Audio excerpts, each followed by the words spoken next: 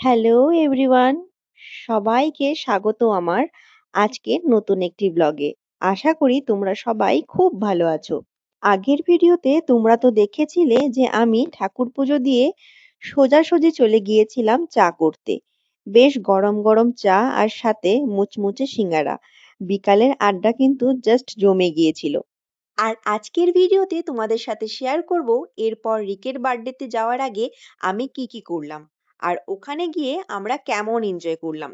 বলে রাখি, রিক কিন্তু আমার ছেলের খুব ভালো বন্ধু। চা খেয়েই তো সোজা চলে গেলাম ছেলেকে রেডি করতে। কিন্তু জানো তো, সকাল থেকে ওর একটু লুজ মোশন হচ্ছিল। প্রথমে অতটা গ্রাহ্য করিনি, ভেবেছিলাম এক দুবার হয়েছে, ঠিক হয়ে যাবে। কিন্তু বিকেল থেকে দেখছি বেশ অনেক কবার হয়ে গেল। মনে মনে তখন ভীষণ টেনশন হচ্ছিল। বার্থডে বাড়ি তো নিয়ে যাচ্ছি, কিন্তু ওখানে গিয়ে যদি আবার পটি পেয়ে যায়, তাহলে তো উৎসবের মাঝখান থেকেই ওকে নিয়ে ঘরে চলে আসতে হবে। তাই আর ঝুঁকি না নিয়ে বুদ্ধি করে ওকে আগে ভাগেই ওষুধ খাইয়ে দিলাম। তারপর ঝটপট ওকেও রেডি করে নিলাম। ছেলেকে রেডি করার পর এবার আমার পালা। আমিও তাড়াহুড়ো করে কোনো মতে রেডি হয়ে নিলাম। দুজনে মিলে একদম পারফেক্টলি তৈরি হয়ে শেষমেশ বেরিয়ে পড়লাম রিকের জন্মদিনের উদ্দেশ্যে। মনে একটু ভয় থাকলেও আনন্দের আমেজটাও কিন্তু কম ছিল না।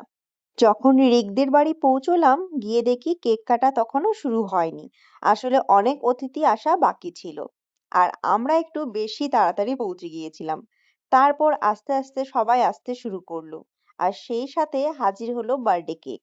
যখন কেকের বক্সটা ওপেন করা হলো, ওহ, কি দারুণ দেখতে! খুব সুন্দর একটা পাইনাপেল ফ্লেভারের কেক আনা হয়েছিল। কেক কাটিং হলো, সবাই মিলে হই হুল্লোড় করলাম, গান গাইলাম, আর কেকটা খেতেও ভীষণ সুস্বাদু ছিল। আমরা সবাই মিলে খুব এনজয় করলাম। আনন্দ ফুর্তি পর্ব শেষ হতেই আমাদের সবাইকে পাঠিয়ে দেওয়া হলো ছাদে রাতে খাওয়া দাওয়ার জন্য। মেনুতে ছিল একদম সিম্পল আর স্ট্যান্ডার্ড।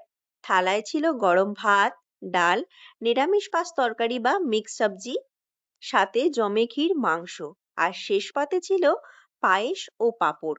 প্রত্যেকটা পদই এত সুন্দর, এত সুস্বাদু হয়েছিল, কি যে বলবো। তবে একটা সমস্যা হলো, তরকারিতে একটু ঝাল বেশি থাকায় আমার ছেলে ভালো মতো খেতে পারছিল না। কিন্তু বাড়ির লোকজন এত ভালো আর কেয়ারিং, ওনারা স্পেশাল ভাবে ঘরের থেকে ওর জন্য আলাদা করে কম ঝালের তরকারি এনে দিলেন। সত্যি ওনাদের এই ব্যবহারটা মন ছুঁয়ে গেল। খাওয়া দাওয়া শেষ করে তৃপ্তির ঢেকুর তুলে ঘরের দিকে রওনা দিলাম। কিন্তু রাস্তায় আসতেই যা ভয় পাচ্ছিলাম তাই হলো। ছেলের আবারও পটি পেয়ে গেল। বললামই তো, সকাল থেকে লুজ মোশন হচ্ছিল। কোনো মতে ঘরে এসে ওকে আবার ভালো মন্দ একটু ভাত খাইয়ে, ওষুধ খাইয়ে তাড়াতাড়ি ঘুম পাড়িয়ে দিলাম। তারপর এলো আমার পালা। সারাদিনের এত ধকল আর উত্তেজনার পর শরীরটা আর চলছিল না।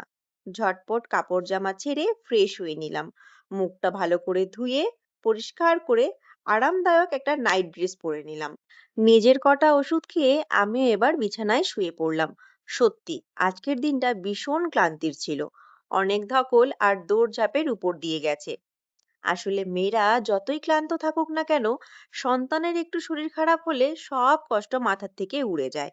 শত ঝামেলার মাঝেও রিকের জন্মদিনের এই সুন্দর মুহূর্তগুলো আর ওদের বাড়ির লোকের আত্মীয়তা সারা জীবন মনে থাকবে।